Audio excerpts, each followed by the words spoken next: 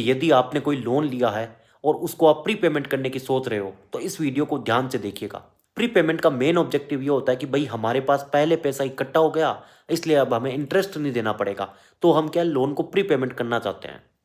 लेकिन इसके अंदर इश्यू क्या होता है कि लोन का स्ट्रक्चर ऐसा ही होता है कि सबसे पहले जो प्रिंसिपल का कंपोनेंट है वो तो कम होता है और इंटरेस्ट का कंपोनेंट ज़्यादा होता है। फॉर एग्जाम्पल, अगर आप पहले महीने 20,000 रुपये की ईएमआई दे रहे हो, उसके अंदर जो इंटरेस्ट का कंपोनेंट है वो 18,000 रुपये होगा और प्रिंसिपल सिर्फ 2,000 होगा। ये मैंने एक एग्जाम्पल के लिए बताया है, लेकिन जनरली इस टाइप का ही होता है। अब क्या है, स्टार्ट के कुछ वर्ष तो आप खाली इंटरेस्ट का ही पेमेंट कर रहे होते हो, प्रिंसिपल तो बहुत कम जाता है। सपोज करो 20 साल का लोन लिया, उसके अंदर कम से कम 12-13 साल तक तो आप मेजरली इंटरेस्ट का ही पेमेंट करते हो, प्रिंसिपल कंपोनेंट तो बहुत कम होता है।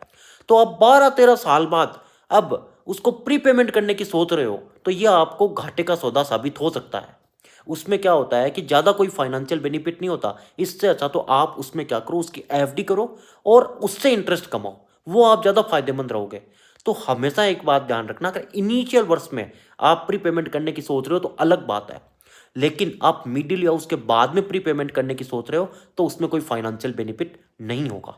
ये वीडियो अच्छा लगा, समझ में आया तो लाइक कीजिए और कमेंट में अपने व्यूज़ बताइए। Thank you.